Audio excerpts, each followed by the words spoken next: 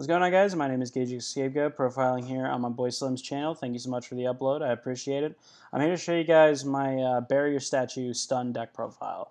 So this is a deck I've been playing on and off for years. I think it's a fantastic meta call right now. Over on my channel, I just did a top 10 budget decks for the new format, and I put this at number 1, actually. I think that this is a deck that actually has a lot of potential against the current meta. Against the last format, it was pretty good. I just think that just the idea of having a deck that shuts down special summons is definitely something that has a lot of potential in this kind of format, especially in the state that the game is in right now, which is just special summoning is everything. So that being said, we're going to get into the list, and, well, hope you enjoy it.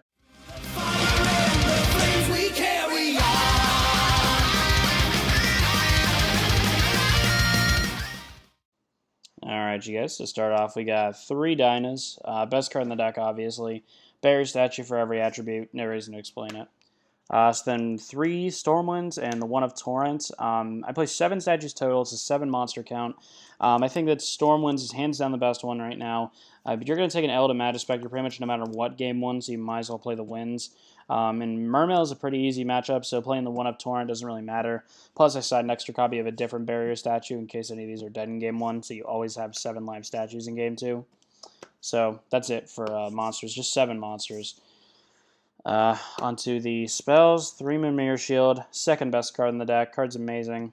Just so good. You just equip this to any statue or Dyna and immediately can't be destroyed by battle. It's a great card.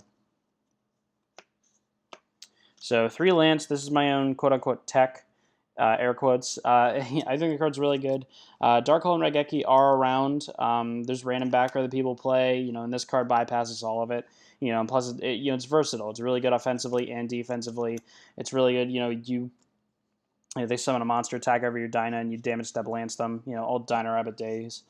All that good stuff. So then the draw power, 3 duality, 3 card of demise, which I'm not even gonna lie, it's not needed in this deck. I'll be completely honest with you, but if you want to take this out, I would completely understand. This card got banned tomorrow, I'd still play this deck. To me, there's a difference between a demise deck and a stun deck. A stun deck is a deck that can play demise but can easily function without it. Decks like statues or gravekeepers or whatever. And then there's demise decks that once demise gets banned, it's probably a dead deck, kind of like Klee stun. Sorry to any Klee players out there, but yeah, it is what it is. And then the 1 Upstart, Upstart's really good. Extra, it makes deck 39 cards, all that good stuff. And then the 1 of Book of Moon. I set this up pretty much every game, but it's nice for game 1. So that's it for spells. Under the traps, you got 3 Phantom Knight Sword, 2 Wings. These are probably your best trap cards. They're so versatile. This is essentially a Forbidden Lance mixed with an attack gain. It's so good for this deck. And the same thing with Wings. They go Darkhold, they go Raigeki or whatever. You chain Wings, target your monster. It doesn't get destroyed and it gains an extra 500 attack. So it's essentially a +1 in your deck. For the purpose that it serves. Kind of like 1 day apiece in Final Countdown or something. Only your opponent doesn't gain any advantage off Wings, So then 3 Prideful Roar. Card's amazing in my opinion. To me, extremely necessary. It's a 1-turn Moon Mirror, or excuse me, it's a 1-card Moon. It is a 1 attack Moon Mirror Shield rather. I just think it's good. If you any card that essentially lets a Treeborn Frog attack over an Obelisk, I think should probably be in this deck. So then 3 Sandstorms and 2 regular Mirror Forces. So I chose to play these.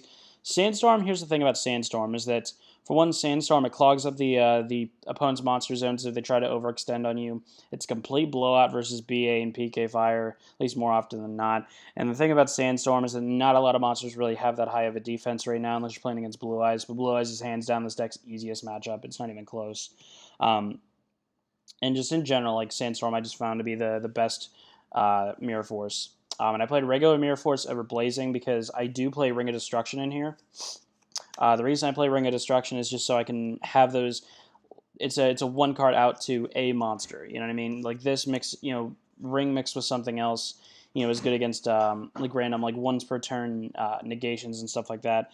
I just found that that's needed in this deck a lot of times. Whereas I found that Blazing works. But I found that Mirror Force was just much more versatile. Plus, there are those times where you do don't open any statues, and you need to sit on cards for a couple turns. And so basically, Storming, Blazing, and regular Mirror Force, they all serve the same purpose as a Threatening Roar. But with Storming, they always 100% of the time get the resources back to them, even if you have a statue in play, which I don't like. Regular Mirror Force versus Blazing, it's either you're going to take a ton of damage or you're going to take a ton of damage. With Blazing, at least with this, you have the opportunity to save your life points for that turn. So that's why I play those. 3 bribes. Oh, God. Go to my channel, look up my video, why I like Dark Bribe. I'm so tired of explaining Dark Bribe because I've had to argue for probably over 2 years by this point on why this card's good.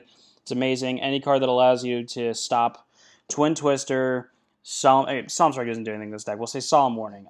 Twin Twister, Solemn Warning, and any random spell or trap really that gives your deck a problem, it stops all of them. The one draw doesn't matter. This isn't an advantage deck at all. It's about locking out your opponent's special summons and just beating them down with a bunch of statues.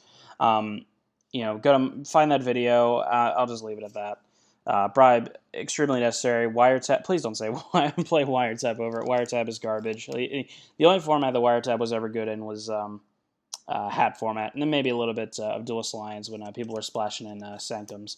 But Bribe is just much better. The Ring, I explained. Warning, really good.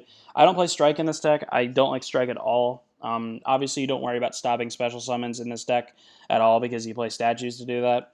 So the only purpose that Strike would serve would be to stop monster effects, which the only monster effects that give this deck a problem are Burning Abyss, Farfa, and Cosmic Good Witch. And literally in either of those scenarios, summoning 2 barrier statues stops that problem. Or, whatever. So Strike isn't really needed. I'd rather just put a second monster on board than run a card that's extremely subpar, in my opinion. I do play the Warning, though, because this does stop normal summons. So it's the same... it's basically the same... it does the same thing that Ring does, or the Bottomless would do. I don't think Bottomless is very good right now. That's why I don't play it. But I do like the Warning. Plus it stops Denko and all that. And then Compulse. Good for established turn 1 fields and all that. That's it for the main deck. It's 40 cards, obviously. We'll go on to the side deck. We got 3 of the Inferno. I played a totally different copy of a barrier statue. I think I explained this earlier, but still. Let's say I play against Magispector. I play against Dragoonity or whatever. You side out your winds, you side in your 3 fires, and you have 7 live statues in game 2. The same as if you play against Mermail, you side out one of your waters and you side in one of your fires. So that way, no matter what, in game 2, you always have 7 live statues. So you don't have to worry about dead drawing anything. So 3 Inferno, 3 Banisher. I like this card a lot in this deck because the fact that it prevents, this deck already inherently protects monsters that have small attacks. It's already a deck that protects weak monsters. So this already has a base attack of 16. This is a 3200 if you have 2 Phantom Knight Swords on it. Plus those 2 Phantom Knight Swords protect it from being destroyed twice. It's a complete blowout. It's not even close. You summon it against Burning Abyss and they can't get around it, they lose. Period. So the card's really good. So then I played 2 MSTs because Decree's a problem. All that stuff. Decree. Part of me wants to set a 3rd one because of skill drain, but I've noticed that in my matches against Cosmo, even if they flip skill drain, I usually end up winning the game. So I don't know. Maybe just keep it at 2. 2 Dark Holes. There should be Dark Hole in Raigeki, but I don't. I sold my Raigeki at Nationals last year when I was trying to get a couple carded Demises, which kind of pissed me off because I never ever needed, used, or even wanted my Raigeki, but then the second I get rid of it, I need it. So it should be Dark Hole and Raigeki, but either way, it's for turn 1, so it really doesn't matter too much. 3 Massacre Strict, which is really good against Monarchs, really good against Magispector, because those are your worst matchups, Monarchs and Magispector, and this wrecks both of them. And then last 2 cards, these could be your own 2 spots. I just play this card because it's one of my favorites to play in this deck. Double Consecrated Light. You summon this against Monarchs, not Monarchs. Well, actually, yeah, you can play it against Monarchs, I suppose. But no, you play this against Burning Abyss, BA or PK Fire. They cannot play around this card. If you summon this, equip a Moon Mirror Shield, set back row, you win the game. You know what I mean? And I've done every time that I've summoned this card against a Burning Abyss or a PK Fire player, I've won the game. Like, this card is just too good. It's a little bit cited heavily for Burning Abyss because I expect that to probably be the #1 deck this format, if not Blue Eyes. But I didn't cite as hard for Blue Eyes because I still feel that this deck's best matchup, hands down, is Blue Eyes. Like, Blue Eyes cannot beat this deck ever. Like, or if you were to play, let's say, 100 matches against Blue Eyes, you would probably win at least 95 of them. It is that good of a matchup. I'm not kidding. So double Consecrated Light for Burning Abyss and other random decks. Like, I know Dark Lords are going to be popular probably, and Dark Lords are for the most part dark, obviously.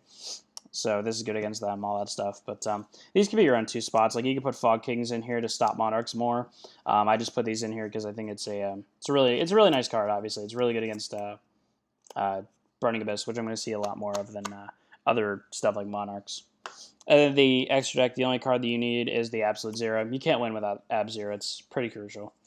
And that's about it for the deck, you guys. I really hope you enjoyed it.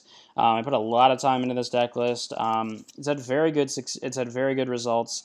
I plan on playing this at the next regional I can attend to. I definitely think this is one of the best anti-meta decks in the game right now, period. I think that it has great matchups against just about anything meta-oriented. It struggles a little bit with Monarchs, but if you're that scared of Monarchs, you can change the side a bit. I played...